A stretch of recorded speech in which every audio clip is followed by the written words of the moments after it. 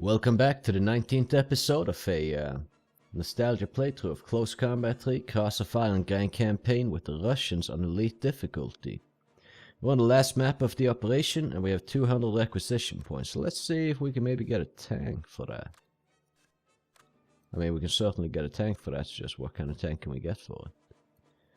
Well, we have access to a flame tank. Which that could be useful if we run into some serious tank like a Tiger that our KVs will struggle against with the 76mm. We have 76mm guns on all these tanks.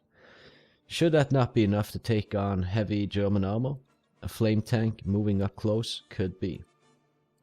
We could also refit the SMG infantry to an engineer squad actually. Just have another flamethrower, a little bit more units in the squad. Let's refit the rifle team here, or the light infantry. And then we have 15 requisition points left, which is enough for a heavy machine gun team. So let's get one of those as well. There we go, no requisition points left, we've spent them all, and we are attacking. Right, so the map here, it could be a little bit tricky. It's the last map of the campaign, so maybe the Germans have a decent amount of requisition points. I think we'll put KV1s, the 41 version of them anyway. Just kind of in the forest here, ready to move in on that side of the river. And let's put the heavy machine gun team up here on defense mode. I think maybe we move the engineers in here on ambush, just in case we could use the flamethrower for something. 39 version of the KV, we can maybe just put it on the frozen river here. And we could probably do the same with... Oh well, let's see, we'll put the we'll put the KV-1S down here as well. I could put them on the hill, as I have been doing a lot with the Germans, but I'm scared that we will lose some tanks if I do that. I'm not so sure I want to do it, because I don't really know what the enemy has, or where they have it. And I don't want to risk losing any tanks, so we're just going to put them more like over here. Maybe the flame tank a little bit further back, just so it has cover from the other tank. The other tank can shield it, basically. Light infantry, sure, we can just keep it there on defend mode. Same with this light infantry. And that should do. Let's begin and hope for the best. Okay, we're not seeing any enemies straight off the bat. Can we maybe get just these tanks there, yeah, and we're rolling them out here. We got some infantry. I think we can maybe move in these guys a little bit closer here. And let's move the T-34s up a little bit to be prepared to cross the bridge. The infantry here is not something I'm too worried about. Looks like it might be a command team or a recon team. It was an anti-tank rifle team actually. Well, it wouldn't have been much of a issue either way. Alright, so I think we move a little bit further and then we kind of just drive out through this little wooded area here. And take it from there. Just keep moving these guys in on the lower side towards the bridge, and then maybe we can get up from the river over there. Wait, we're seeing enemies. Okay, we need to get on them, I believe. Our engineers will run into them if we keep pushing up with them.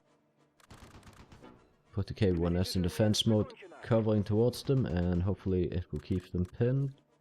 So they just lost a team in this building. I'm just going to hope they don't have another team in that building that will be able to take on my tank.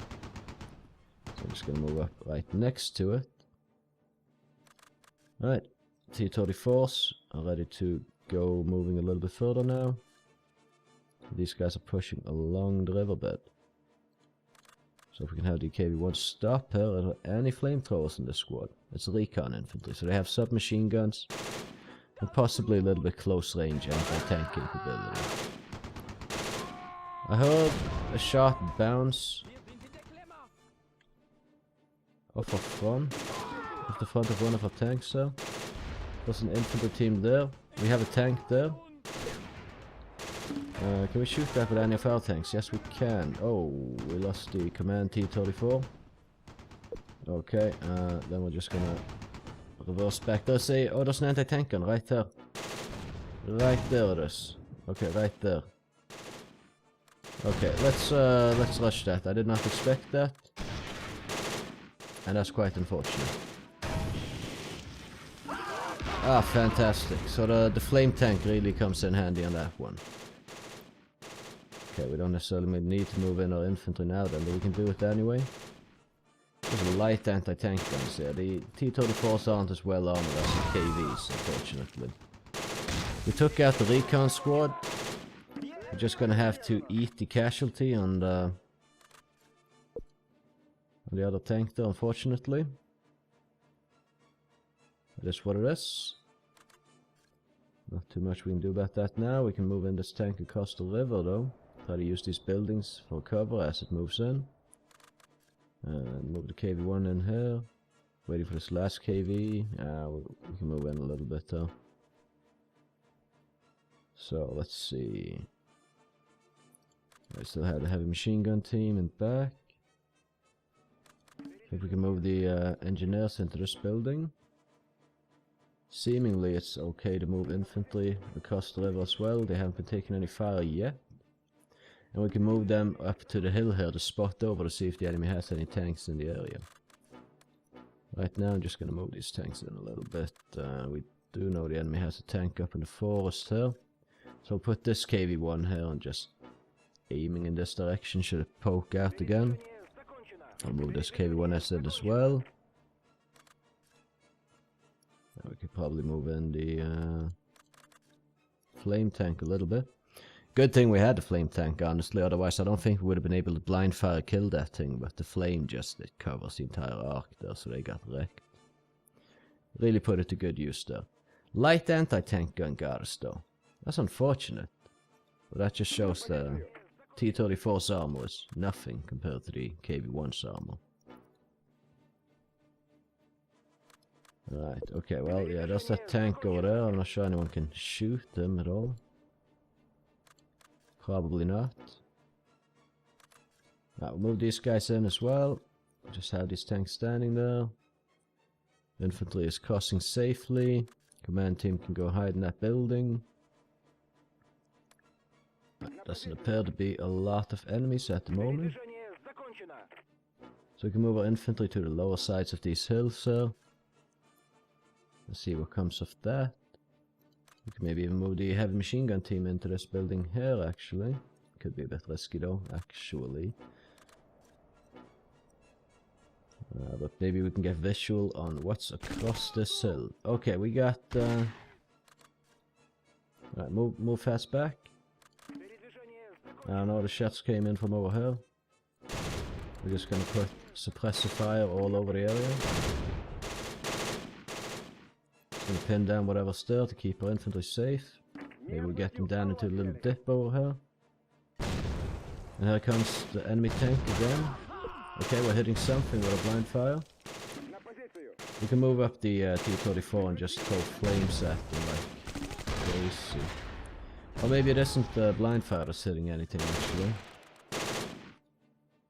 Let's see. Okay, well there's a tank they kind of want to peek with over here, so let's put our tanks on the ready. There's actually a lot of enemy tanks, so...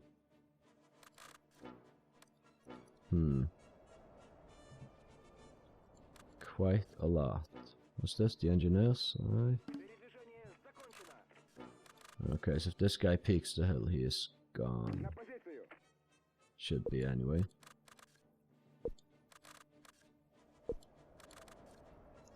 Like, I'm not sure who would potentially have shots on him first, though. And I'm not sure how far I want to drive this T-34. I guess it might at some point be exposed to this tank. Okay, so we're gonna do a little bit of a maneuver here with these tanks. And I'm still just kind of holding on and waiting a little bit for stuff to get up there. Maybe we don't move the heavy machine gun team actually into the building. Yeah, going over this hill. That could be tough. Because when we go over, we won't really have shots on the enemy tanks immediately. But they can have shots on us. Okay, there we go, that guy now. It's exposed, it's damaged. Okay, we might need to just move in a little bit. After all, although I'm not really a big fan of it. Maybe if we can time this correctly. KB1 got damaged. Wasn't big damage, but a little bit of damage nonetheless. Let's get the MG team up there to spot a little bit. There's a Bison. Bison is my main priority right now. There's a Pencil 3. If we can engage whatever we can here, that would be good. Come on, T-34, you can do it. You can do more. Same for you, KB1. There we go. Fantastic. And move this further in. We took out that guy as well. Very good. So far, we're not seeing any more tanks apart from that Bison that was there. So maybe we just kind of push over. Although I'm not sure. That Bison probably has like an anti-infantry gun. Oh, hello. They actually have a lot of tanks here. That's interesting. This guy's been immobilized, but you did see the tank right there. He's been blind fire in the area. And we'll push in from the side. Looks like that's the last remaining enemy tank right here. Okay, we forced him to retreat. We did take a little bit of damage here. But hey, I mean, we completed the operation. And pushing over hills like this is always risky, so I think it turned out pretty well actually. That we only lost... Well, we only had some damage to our tanks and then we lost the command tank, but that's how it goes sometimes, so... One guy wounded, probably in the command team. We had a damaged tank, a tank destroyed. We destroyed 4 tanks and a gun, killed 17, wounded 18, took 9 prisoners, so... I would say we came out on top of that one. So seriously injured loader in the KB-139 edition there, and the command team has been slightly injured. Who got killed? Oh no, this is probably the guy that counted as wounded then. Got any medals on this? Wound medals. Patriotic War First Class on the flame tank. And not so much more than that, so... yeah, I mean, all in all, that was good, I'd say. Apart from losing a command tank, obviously, but hopefully we can replace that at some point. Either way, thank you for watching. I hope you enjoyed it. If you did, I would appreciate if you would consider leaving a like and or maybe even subscribing to my channel. It would certainly help me out. Either way, you can catch me in the next one. Have a good one.